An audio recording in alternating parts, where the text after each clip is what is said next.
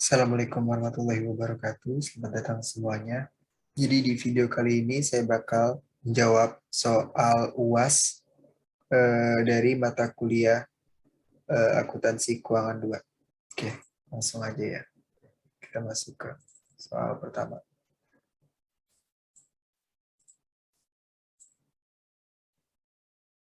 Gregory Ing membeli 20% saham biasa Henderson Inc. Corporation yang beredar pada tanggal 31 Desember 2019. Dengan harga perolehannya itu adalah $1.250.000 untuk 50.000 lembar saham. Henderson Incorporation mengumumkan dan membayar dividen tunai sebesar $0,80 per lembar sahamnya pada tanggal 30 Juni dan 31 Desember 2020.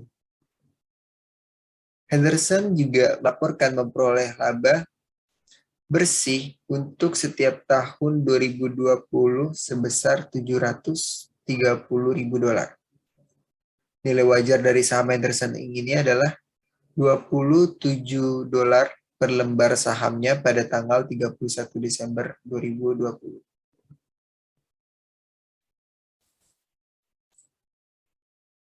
Dari soal tersebut diminta untuk menyiapkan jurnal yang dibuat oleh Gregory Ing Corporation pada tahun 2019 dan 2020.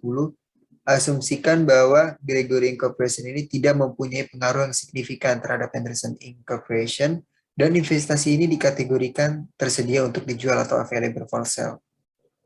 Terus yang kedua itu sama ya seperti poin pertama, cuman yang beda itu yang kedua ini Gregory Ing ini mempunyai pengaruh yang signifikan terhadap Henderson Inc. Oke, dari soalnya kan pertama kita ketahui harga perolehan dari sahamnya itu adalah $1.250.000 untuk 50.000 lembar sahamnya dan bakal dibayar dividen setiap tanggal 30 Juni dan 31 Desember, berarti dibayar itu semi-annually dengan nilai dividennya itu 0,80 per lembar sahamnya. Terus juga pada tahun 2020 melaporkan adanya laba bersih sebesar $730.000. Terus nilai wajarnya di tahun 2020 itu adalah $27 per lembar sahamnya. Oke, langsung kita lihat. Kita buat jurnal yang pertamanya aja ya. Pertama ini jurnal untuk Gregory Ing di tahun 2019 ketika Gregory Ing Corporation ini tidak mempunyai pengaruh yang signifikan. Pada tanggal 31 Desember 2019 itu kan membeli jurnal membeli saham di Henderson Incorporation ya senilai $1.250.000. Jadi jurnalnya adalah kita akan menembet akun available for sale sebanyak $1.250.000 dan mengkredit akun cash karena kita membeli saham di Henderson Inc-nya dan kita kan sedang membuat jurnal untuk Gregory Inc terhadap Henderson Inc. Berarti kita membeli saham Henderson Inc mengeluarkan uang sebanyak berapa? Sebanyak $1.250.000. Terus selanjutnya itu adalah jurnal untuk pengumuman dan pembayaran dividen. Pembayaran dividen tadi kan kita ketahui itu pembayarannya semi-annually ya. Di setiap tanggal 30 Juni dan juga setiap tanggal 31 Desember. Nah, di tahun 2020 itu pembayaran sahamnya adalah $40.000. Didapat dari mana? Kan tadi kan diketahui bahwa pembayaran sahamnya itu adalah senilai pembayaran dividennya ini adalah maksud saya pembayaran dividen ya. Oke, saya revisi lagi, sorry. Untuk pembayaran dividennya ini adalah senilai $0,80 per lembar sahamnya. Sedangkan saham yang kita miliki sebanyak 50.000 lembar saham. Berarti dikali $0,80 akan menghasilkan $40.000. Bahkan kita akan mendapatkan uang sebanyak $40.000 dari pendapatan dividen sebanyak $40.000. Terus di tanggal 31 Desember juga sama ya jurnalnya.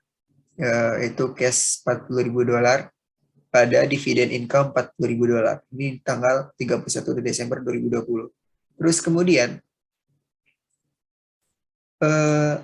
pada tahun 2020 itu kan Henderson Inc ini kan mengumumkan bahwa dia memperoleh laba sebanyak $730.000 ya. Maka untuk menilai ini kan perusahaan Gregory ini kan tidak mempunyai pengaruh yang signifikan ya. Pertama di sini tidak mempunyai pengaruh yang signifikan, maka tidak perlu ada jurnal untuk mencatat pengumuman laba Henderson Inc ini di tahun 2020. Maka jurnal itu adalah no entry. Terus selanjutnya, jurnal untuk harga pasar saham Henderson Incorporation 31 Desember 2020 sebesar $27 per lembar sahamnya. Maka kita hitung nih, fair market value-nya itu kan pertama, kita punya 50.000 lembar saham. Dan dilaporkan bahwa Henderson Inc ini sahamnya itu seharga $27 per lembarnya di tahun 2020. Maka 50.000 lembar saham yang kita miliki dikalikan harga per lembar sahamnya itu di tahun 2020. Yaitu sebanyak $1.350.000. Terus cost-nya nih, biaya yang udah kita keluarkan untuk membeli saham. Kita kan membeli 50.000 lembar saham. Nah, di soal itu kan belum diketahui berapa harga perolehan sahamnya. Berapa harga per lembarnya. Nah, cara ngitungnya gimana? Cara kita tahunya gimana? Caranya yaitu, kita kan tadi sudah diketahui ya, berapa nilai nominal dari sahamnya ketika dibeli, berapa harga perolehan sahamnya ketika kita beli saham itu. Yaitu harga perolehan saham dibagi total lembar saham yang dimiliki, yaitu $1.250.000 dibagi 50.000 lembar saham, ini harusnya salah ya. $1.250.000 dibagi 50.000 lembar saham, maka dia akan didapat harga $25 per lembar sahamnya. Maka $25 per lembar saham dikali 50.000 lembar saham yang kita miliki, bahkan cost-nya itu yang untuk kita keluarkan itu adalah $1.250.000. Sebenarnya ini sudah ada di harga di soal tadi, saya cuma nggak tahu dari mana ini mendapatkan harga per lembarnya. Oke, fair market value-nya dikurang oleh cost yang kita keluarkan, maka di sini kita mendapatkan gain atau keuntungan unrealized holding gain ya di sini. Maka kita akan membuat jurnal yaitu securities fair value adjustment-nya $100.000 pada unrealized holding gain-nya sebanyak $100.000. Oke. Soal yang selanjutnya itu kan kita diminta membuat jurnal tahun 2019 ketika Gregory Inc ini mempunyai pengaruh yang signifikan. Oke. Pertama itu kan kita membeli saham ya. Membeli saham di Henderson Inc. Jurnalnya itu agak sedikit beda dari yang tadi, yang tidak mempunyai pengaruh signifikan. Ketika Gregory Inc mempunyai pengaruh yang signifikan ini, ketika kita melakukan pembelian saham di Henderson Inc, maka kita akan mendebit akun investment in Henderson Inc. Investasi pada perusahaan Henderson ini. Sebanyak berapa? $1.250.000.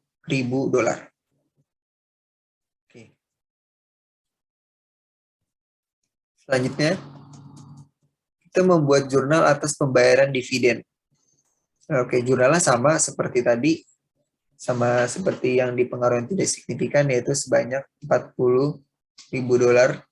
Itu didapat dari 50.000 lembar saham dikalikan dividen tunainya, dividennya itu senilai 0,80 per lembarnya. Maka di tanggal 30 Juni 2020, Gregory Inc akan mendebit akun cash karena dia menerima uang dari Henderson Inc sebanyak 40.000. Tetapi di kreditnya ini kita bukan mencatat sebagai dividend payable, tapi mencatat sebagai investment from Henderson Incorporation sebanyak berapa? 40.000. Nilainya sama, cuman bedanya di akun. Akunnya ini kita kalau di pengaruh yang signifikan menggunakan akun investment from Henderson Incorporation. pada tanggal 31 Desember 2020, jurnal dan nilainya juga sama seperti tanggal 30 Juni 2020. Selanjutnya, karena dia mempunyai pengaruh yang signifikan untuk Henderson Inc., maka ketika Henderson Inc. melakukan membuat pengumuman gitu, mengumumkan bahwa tahun 2020 itu mendapatkan saham sebesar $730.000. Maka Gregory Inc. akan membuat jurnal, yaitu Investment in Henderson Inc. sebanyak 146.000. Didapatnya dari mana? Kan di sini kita mempunyai saham sebanyak 20%. Nah, 20%-nya itu yang saham yang kita miliki, senilai 20%, dikalikan berapa total laba yang kita miliki. Berapa total laba yang dihasilkan oleh Henderson Inc., yaitu $730.000. $730.000 dikali 20%, maka hasilnya adalah $146.000. Itu. Jadi, ketika Henderson Inc. melakukan mengumumkan bahwa di tahun 2020 dia mendapatkan laba sebesar 730.000, maka kita akan membuat jurnal, yaitu investment pada Henderson Inc. sebesar $146.000 di debit, dan akan mengkredit investment from Henderson Incorporation sebesar 146.000. Oke. Yang terakhir, jurnal untuk mencatat nilai wajar pasar saham Henderson Incorporation pada tahun 2020 sebesar 27 lembar saham ini, maka tidak dibuat jurnal untuk mencatat jurnal dari nilai wajar harga pasar sahamnya.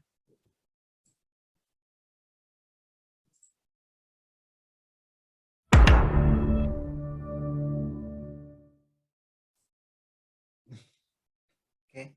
Selanjutnya kita bakal menjawab soal hitungan 2 UAS. Shanahan Construction Company terikat kontrak untuk membangun tempat parkir dari suatu kompleks perumahan mewah.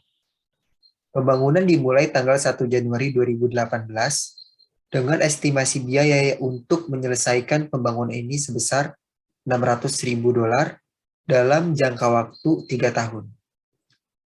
Nilai kontrak yang disepakati dengan pengembangan kompleks perumahan adalah $900.000. Berikut adalah data selama periode pembangunan.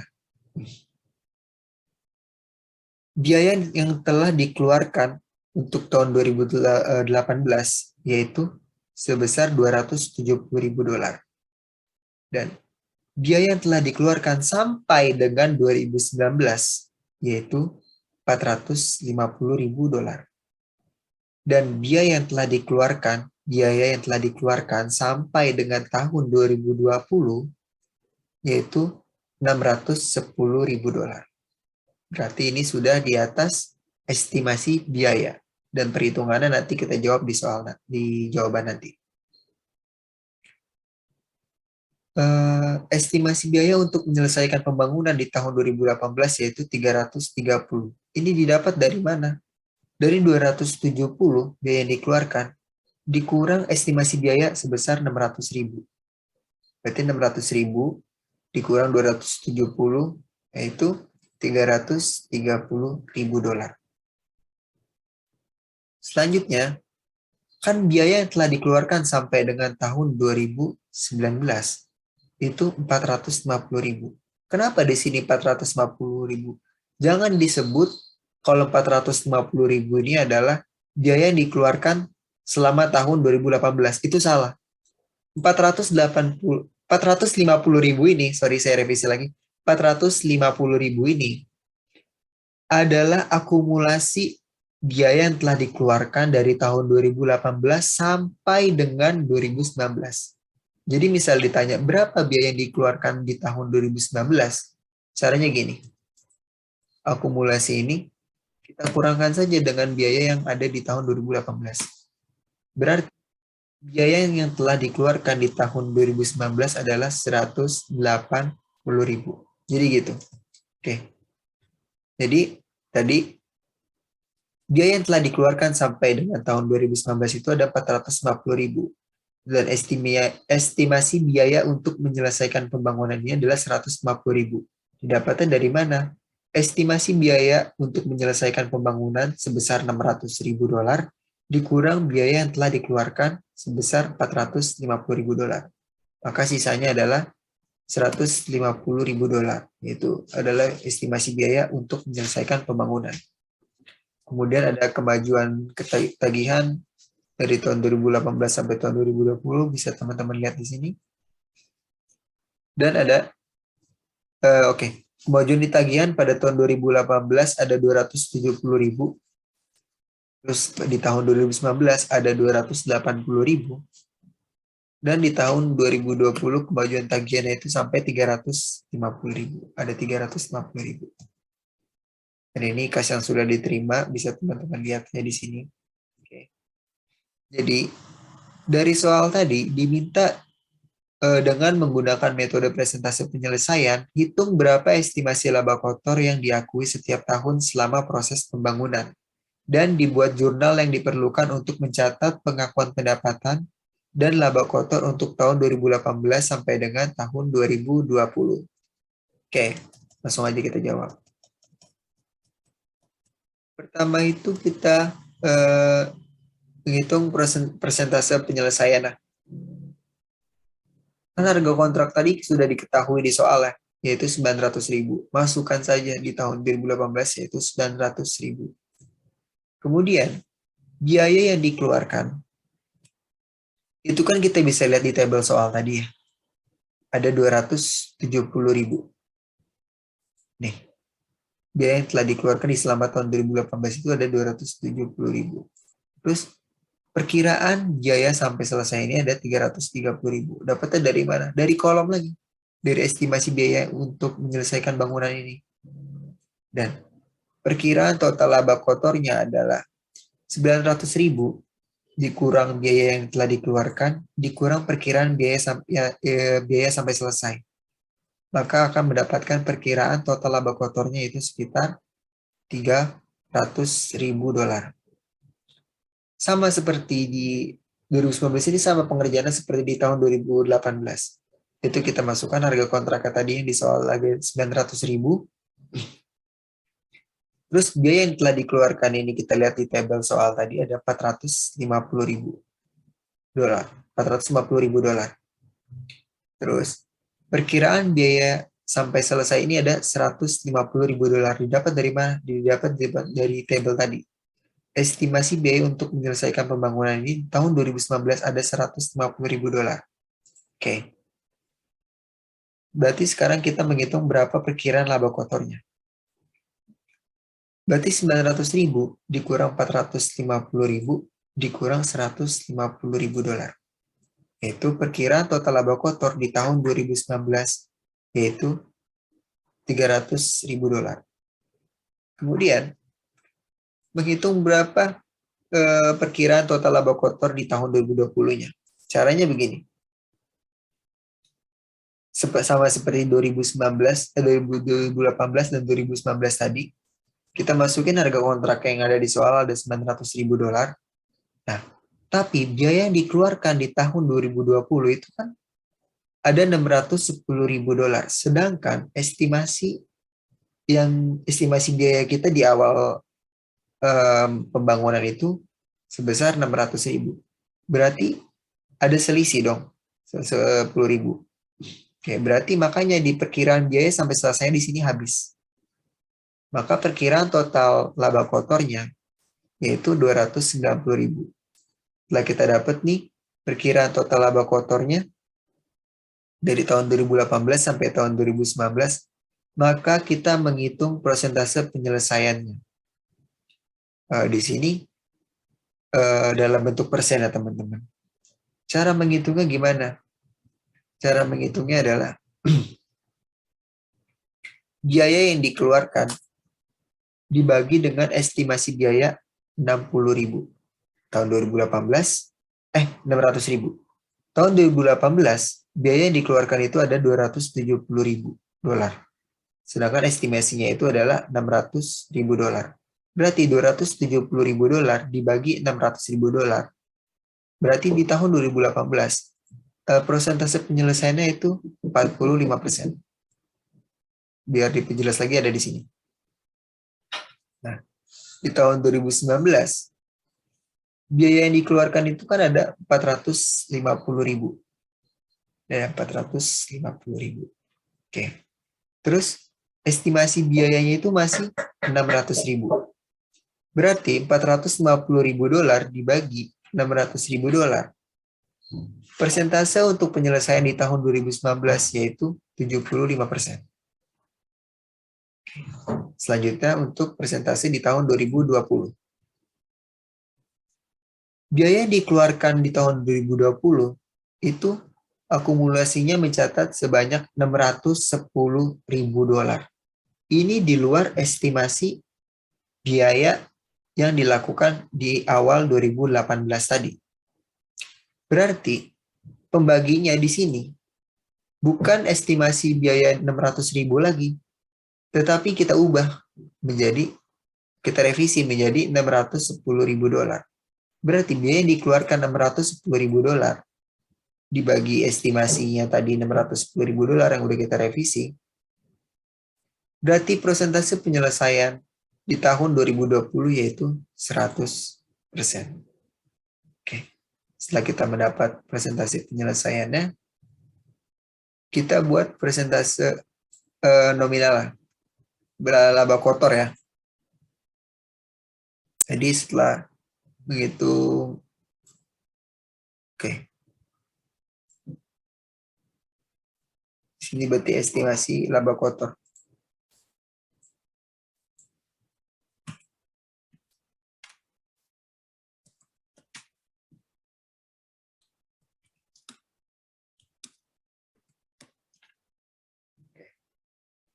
Di tahun 2018, cara menghitungnya itu adalah, cara menghitung pendapatannya adalah, tadi kan kita punya nilai kontraknya sebesar 900.000 dolar. Nah, dikali berapa persentase di tahun 2018? Yaitu ada 45%. Berarti 45% dari 900.000 dolar, yaitu 405.000 dolar. Terus kita lihat tadi di tabel, biaya yang dikeluarkan itu ada 270.000 dolar di tahun 2018. Maka laba kotornya adalah pendapatan 2018 dikurang biaya di tahun 2018. Itu hasilnya 135.000. Karena diakui periode sebelumnya nggak ada, dimulai itu kan di tahun 2018 ya. Terus diakui periode sekarangnya nominalnya sama seperti di awal kita hitung tadi. Di yang tadi kita hitung. Oke. Kemudian di tahun 2019, kan persentase pendapatannya itu, persentase penyelesaiannya telah sampai di 75%. Berarti pendapatannya itu adalah nilai kontrak 900.000 dolar dikali 75%, yaitu 675.000. Terus biaya yang telah dikeluarkan sampai tahun 2019 yaitu adalah 450.000 dolar. Maka laba kotor yang didapat di tahun 2019 adalah sampai periode 2019 laba kotornya adalah 225.000. Didapat dari mana?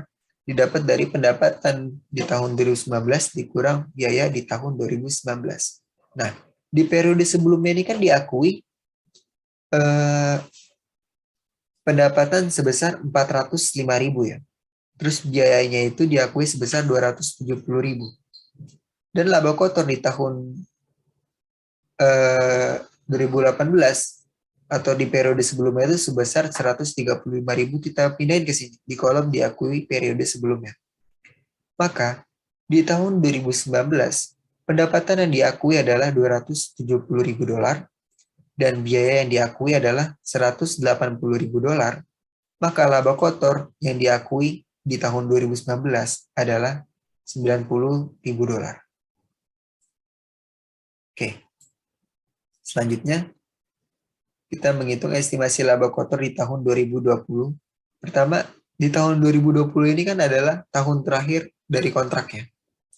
Berarti kita telah ngitung tadi persentase penyelesaiannya di tahun 2020 itu telah sampai 100%.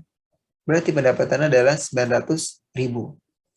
Biaya yang dikeluarkan ini tadi di luar estimasi.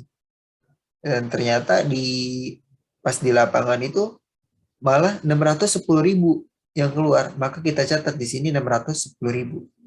Maka selisihnya antara pendapatan dengan biaya itu diakui sebagai laba kotor. Belum diakui sebagai laba kotor. Maksudnya ini baru estimasi laba kotor. Kemudian di periode di tahun 2019 ini kan pendapatannya itu ada 675.000. Kemudian biaya yang di periode sebelumnya itu ada 450.000 dan laba kotor di sebelumnya itu ada 225.000. Maka dikurangkan tuh pendapatan biaya dan laba kotor di periode sebelumnya dikurang dengan pendapatan biaya dan laba kotor di tahun 2020. Maka akan diakui tahun 2020 pendapatan sebesar 225.000, biaya sebesar 160.000 dan laba kotornya yaitu 65.000. Oke. Selanjutnya kita buat jurnal atas pengakuan pendapatan dan laba kotor untuk tahun 2019 sampai 2018. Pertama itu kita akan mendebit konstruksi dalam proses atau laba kotor ini. Terus akan mendebit beban konstruksinya dan akan mengakui pendapatan di sebelah mengakui adanya pendapatan di sebelah kredit. Oke. Di tahun 2018 kita mengakui adanya laba kotor sebanyak 135.000. Bisa dilihat di estimasi laba kotor tadi tahun 2018. Kita pindahkan ke sini, ke jurnal. Kemudian beban konstruksi di tahun 2018 itu ada 270.000 yang diakui. Terus pendapatannya di tahun 2018 adalah 405.000 yang diakui di tahun 2018. Kemudian di tahun 2019 pendapatan konstruksinya yaitu 90.000. Konstruksi dalam prosesnya itu atau laba kotornya di tahun 2019 yaitu 90.000. Kemudian beban konstruksinya adalah 180.000. Atau biaya yang telah dikeluarkan di tahun selama tahun 2019. Di tahun 2019 biaya yang telah dikeluarkan itu 180 dan kita akui sebagai beban konstruksi. Dan di tahun 2019 kita mengakui adanya pendapatan sebesar 270.000. Oke. Selanjutnya di tahun 2020 prosesnya sama seperti tahun 2018 dan 2019 tadi. Konstruksi dalam prosesnya atau laba kotornya yang diakui adalah 65.000. Kemudian beban konstruksi yang diakui itu sebesar 160.000 dan pendapatan yang diakui yaitu $225.000.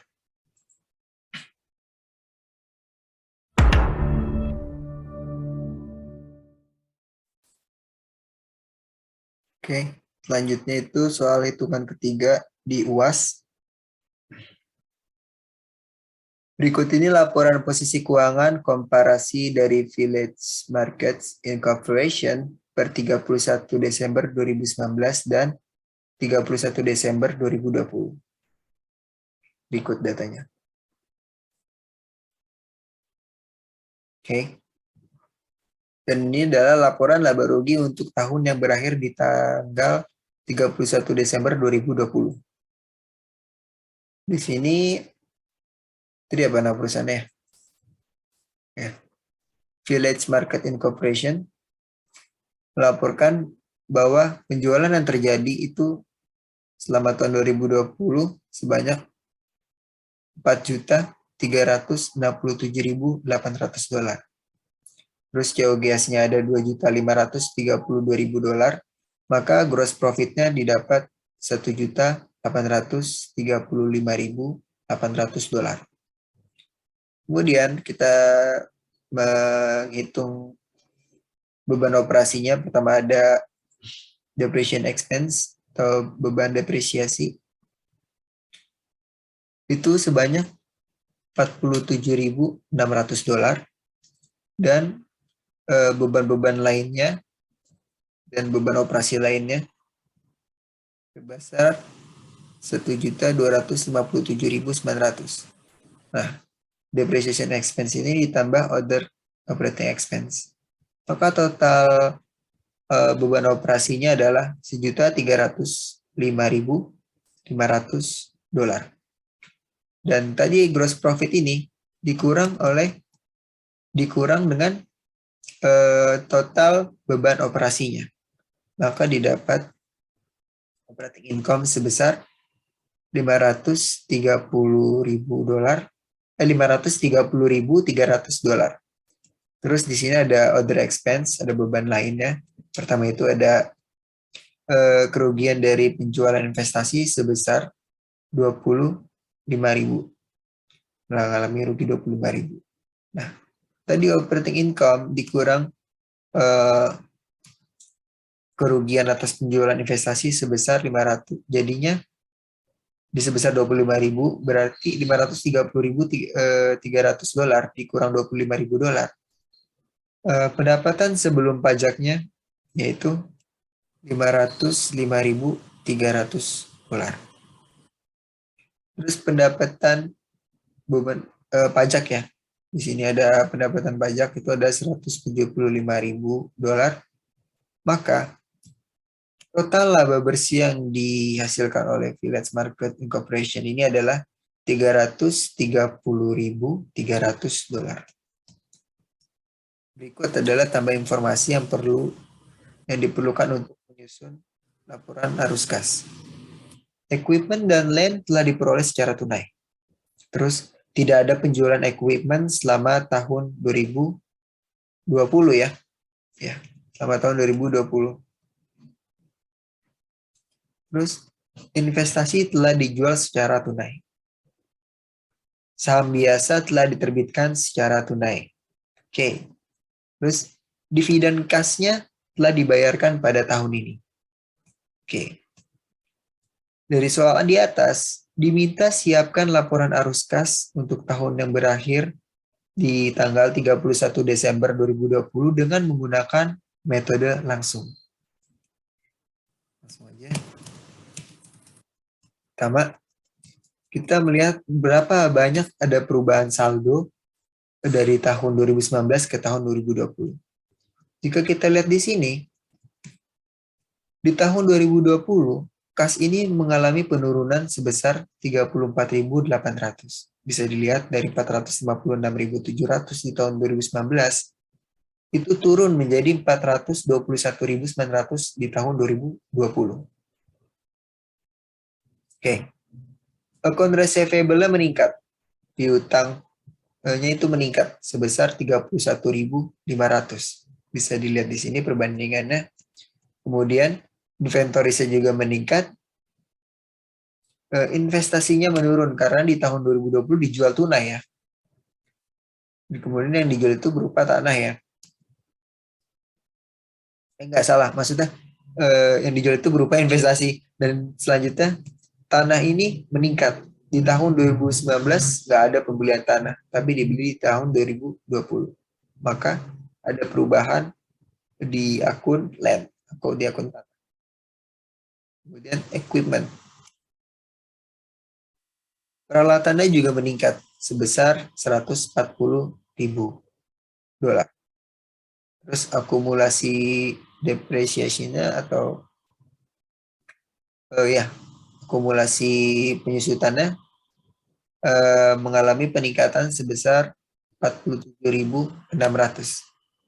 Kemudian di account payable-nya itu mengalami peningkatan sebesar 14.900. Terus accrued payable-nya atau operating expense-nya ini turun sebesar 5.300, minus 5.300. Dividen payable-nya itu ada 3.000. mengalami peningkatan sebesar 3.000. Dari 58.000 ke 61.000. Kemudian, share capital ordinary-nya itu mengalami peningkatan sebanyak 3.000 dolar. Share premium ordinary-nya juga mengalami peningkatan sebanyak 75.000 dolar.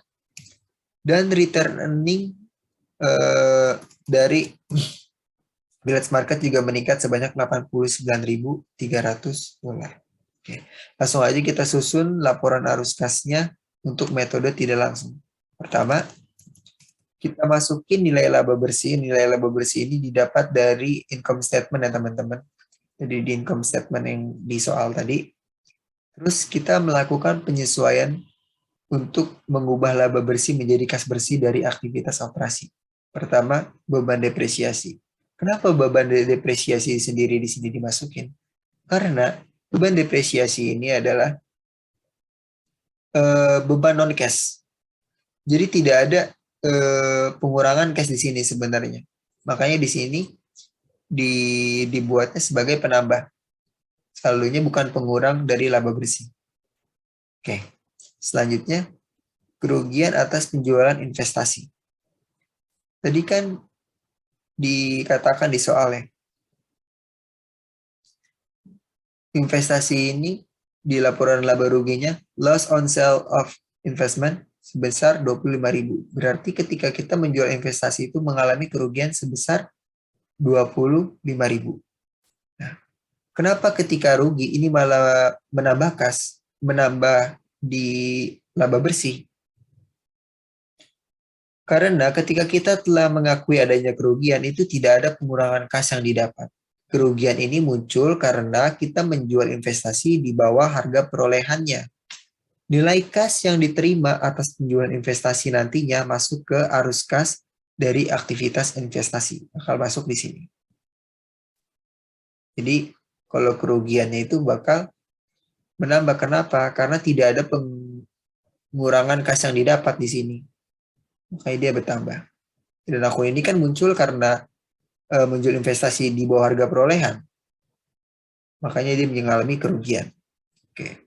Terus saldo piutangnya kan meningkat, tapi menjadi pengurangan kas. Kenapa? Karena untuk aset lancar selain kas, peningkatannya akan mengurangi laba bersih. Terus ada peningkatan juga di persediaan, dan itu juga bakal mengurangi laba bersih. Kenapa di sini menjadi pengurang laba bersih? Karena inventory meningkat itu karena perusahaan itu melakukan pembelian inventoris. Pembelian inventory ini pada akhirnya kan bakal dibayar ya. Terjadi peningkatan akan dibayar, dan apabila akan dibayar ini berarti kan bakal mengurangi cash dari perusahaan. Untuk itu, jika terjadi peningkatan pada inventory, maka ini akan menjadi pengurang dari kas dan dicatat di penyesuaian yang mengurangi laba bersih menjadi kas bersih. Terus di sini, oke, untuk akun liabilitas gini, seperti kayak utang gini ya, untuk kayak utang gini, kalau dia misalnya nilainya mengalami peningkatan, maka dia akan menjadi penambah di sini. Penambah dari laba bersih. Tapi misalnya dia mengalami penurunan seperti di accrued payable ini, dia akan juga mengurangi dari laba bersih. Oke, langsung kita hitung berapa kas bersih yang dihasilkan dari aktivitas operasi. Laba bersih dikurang semua penyesuaian untuk mengubah laba bersih tadi nih, dari aktivitas operasi. Penyusun dari aktivitas operasi ini dikurang, dijumlahkan 430.000 ditambah 47.600 ditambah 25.000 dolar dikurang 31.500 dikurang 35.800 ditambah 14.900 dari peningkatan saldo utang dagang tadi, terus dikurang 5.300 akibat penurunan saldo accrued payable-nya. Maka kas bersih yang dihasilkan dari aktivitas operasi adalah 345.200 dolar. Oke. Kemudian kita masuk ke arus kas dari aktivitas investasi. Penjualan investasi jangka panjang.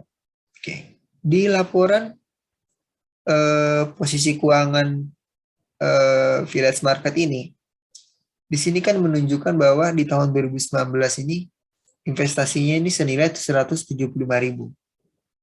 Tapi saat itu dijual dan mengalami kerugian sebesar 25.000. Maka kas yang diterima dari aktivitas penjualan investasi ini yaitu 150.000. Yaitu dari investasinya dikurang kerugian atas penjualan investasinya sebesar 25.000. 175.000 dari penjualan investasi itu dikurang kerugiannya sebesar 25.000, yaitu 150.000. Kemudian karena di tahun 2020 Village Market Incorporation ini membeli tanah dan juga membeli equipment, maka dia akan menjadi pengurang dari aktivitas investasi ini. Sifatnya menjadi pengurang. Maka hasil kas bersih yang dihasilkan dari investasi adalah 150.000 dikurang oleh pembelian tanah. Pembelian tanah ini juga tadi udah berkurang 230.000 dan dikurang juga minus 140.000 dari pembelian equipment. Maka kas bersih yang dihasilkan dari aktivitas investasi adalah minus 220.000. Oke. Selanjutnya kita menghitung arus kas dari aktivitas pendanaan. Pertama, kita ini menerbitkan saham biasa yang mengakibatkan penambahan kas sebesar 78.000. 78.000 ini didapat dari kenaikan saldo dari share capital ordinary ditambah kenaikan saldo dari share premium ordinary. Karena penerbitan saham share capital ordinary dan share premium ordinary inilah maka menjadi penambah kas dari aktivitas pendanaan. Kemudian kan tadi di soal itu diberi ketentuan ya, dari informasi tambahan bahwa dividen kas telah dibayarkan pada tahun ini. Terus tadi kan juga sebelumnya, saham biasa itu kan diterbitkan secara tunai ya. Dan selanjutnya, dividen kas ini dibayarkan pada tahun ini. Berarti di tahun 2020, Village Market Incorporation ini membayar dividen sebesar apa? 278.000. Didapatnya dari mana? Net income dikurangi saldo return earning. Oke. Net income-nya itu ada berapa? Pertama itu kita menghitung net income dikurang return earning. Oke. Net income-nya itu kan ada 330.300. Terus dikurang return earning-nya yaitu 89.300. Setelah itu, setelah didapat hasilnya, maka kemudian di hasil dari perhitungan satu tadi dikurang dengan kenaikan saldo dari dividen payable. Kita lihat di sini dividen payable-nya berapa. Oke, dividen payable-nya mengalami peningkatan sebanyak 3.000. Oke. Berarti tadi kalau kita hitung return earning, laba bersih dikurang return earning dikurang kenaikan dividen payable didapat 238.000. Tapi dari di sini karena kita melakukan pembayaran dividen, maka kas yang tadi ada di perusahaan itu bakal berkurang karena kita melakukan pembayaran dividen. Maka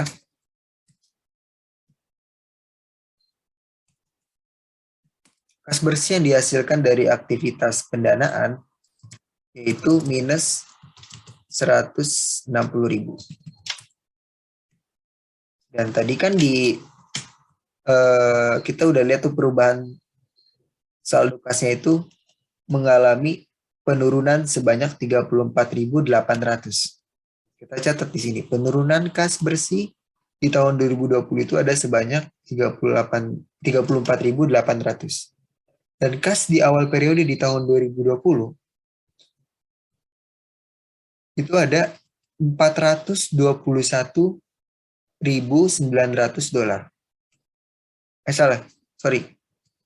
Kas awal itu kan diambil dari sini ya. Kan soalnya kan diambil dari saldo akhir di tahun 2019. Maka kas awalnya di tahun 2020 adalah di tanggal 1 Januari 2020, Village Market Incorporation memiliki saldo kas sebesar 456.700. Maka dimasuki di sini sebagai kas awal periode di tahun 2020. 456.700 diambil dari saldo di tahun 2019, 31 Desember 2019, saldo kas di tanggal 31 Desember 2019. Kemudian berarti penurunan kas yang terjadi ini dijumlahkan dengan kas awal periode di tahun 2020. Maka kas pada akhir periode di tahun 2020 adalah $421.900. Kita lihat apakah nilainya sama dengan, kita kasih warna ya. Oke. Apakah nilainya sama dengan kas yang ada di laporan posisi keuangan? Oke, teman-teman lihat ya, di sini nilainya sama. Oke. Jadi itu tadi penyelesaian soal untuk laporan arus kas dengan metode langsung. Metode tidak langsung ya, sorry.